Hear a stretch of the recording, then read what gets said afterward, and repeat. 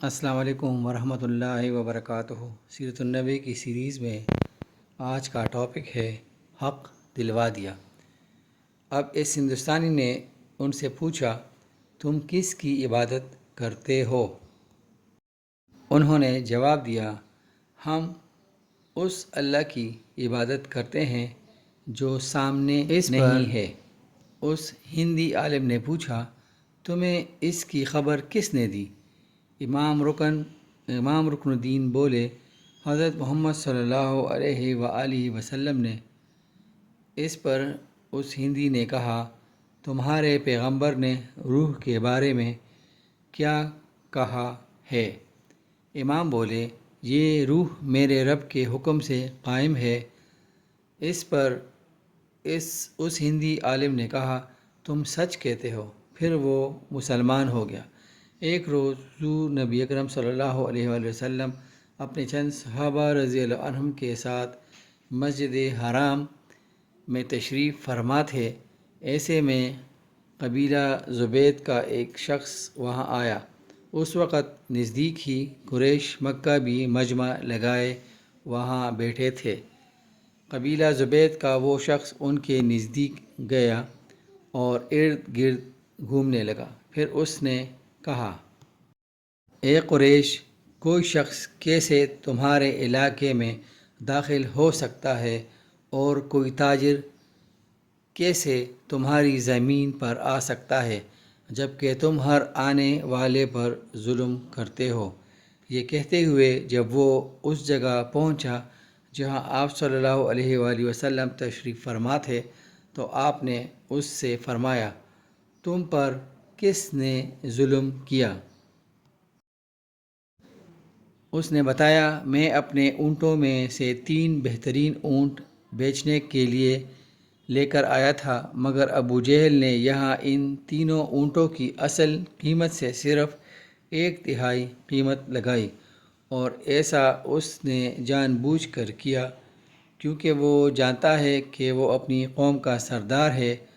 اس کی لگائی ہوئی قیمت سے زیادہ رقم کوئی نہیں لگائے گا۔ مطلب یہ کہ اب مجھے وہ اونٹ اس قدر کم قیمت پر فروخت کرنے پڑیں گے۔ یہ ظلم نہیں تو اور کیا ہے؟ میرا تجارت کا یہ سفر بیکار جائے گا۔ نبی کریم صلی اللہ علیہ وآلہ وسلم نے اس کی پوری بات سن کر فرمایا، تمہارے اونٹ کہاں ہیں؟ اس نے بتایا، یہیں خزورہ کے مقام پر ہیں۔ آپ اس وقت اٹھے، اپنے صحابہ کو ساتھ لیا، اونٹوں کے پاس پہنچے۔ آپ نے دیکھا اونٹ واقعی بہت عمدہ تھے۔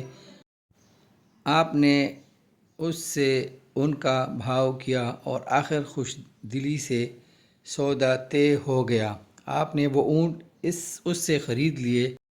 پھر آپ نے ان میں سے 2 زیادہ عمدہ فروخت کر دیے اور ان کی قیمت بیوہ عورتوں میں تقسیم فرما دی۔ وہی بازار میں ابو جہل بیٹھا تھا۔ اس نے یہ سودا ہوتے دیکھا لیکن ایک لفظ نہ بول سکا۔ آپ اس کے پاس آئے اور فرمایا، خبردار عمرو، ابو جہل کا نام، اگر تم نے آئندہ حرکت کی تو بہت سختی سے پیش آؤں گا۔ یہ سنتے ہی وہ خوفزدہ انداز میں بولا، محمد، میں آئندہ ایسا نہیں کروں گا، میں آئندہ ایسا نہیں کروں گا۔ اس کے بعد حضور نبی کریم صلی اللہ علیہ وآلہ وسلم وہاں سے لوٹ آئے۔ ادھر راستے میں امیہ بن خلف ابو جہل سے ملا۔ اس کے ساتھ دوسرے ساتھی بھی تھے۔ ان لوگوں نے ابو جہل سے پوچھا، تم تو محمد کے ہاتھوں بہت رسوا ہو کر آ رہے ہو۔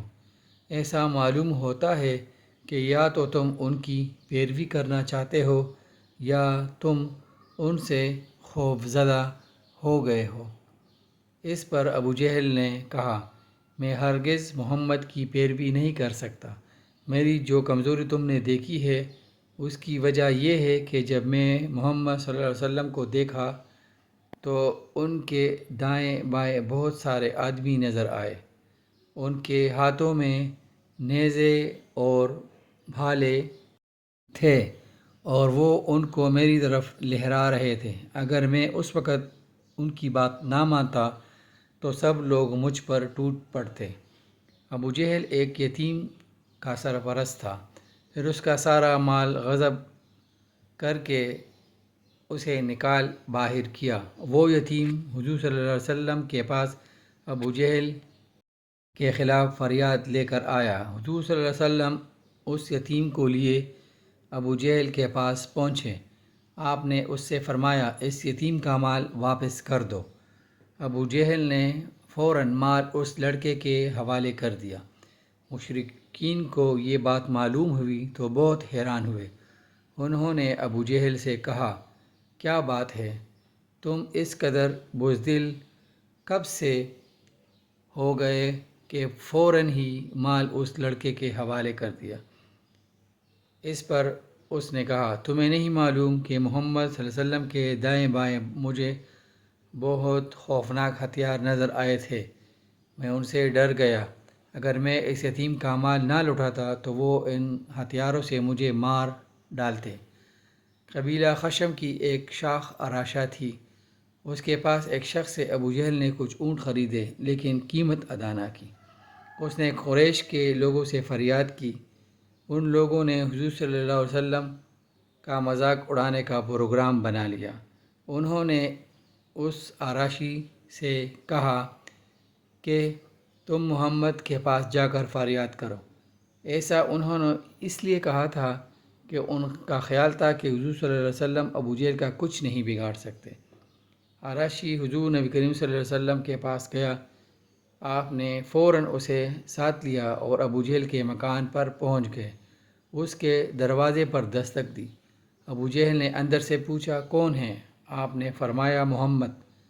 ابو جہل فوراً باہر نکل آیا۔ آپ کا نام سنتے ہی اس کا چہرہ زرد پڑ چکا تھا۔ آپ نے اس سے فرمایا،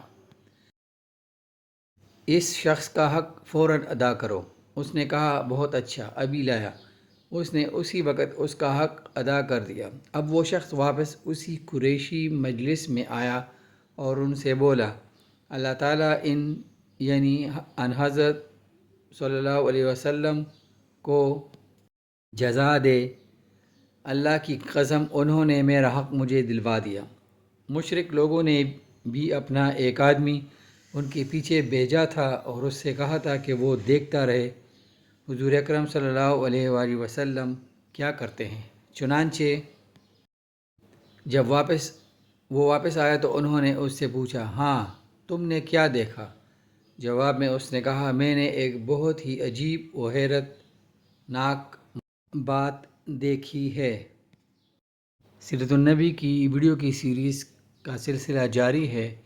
اس کے بعد جو ٹاپک آئے گا اس کے لیے آپ انتظار کریں۔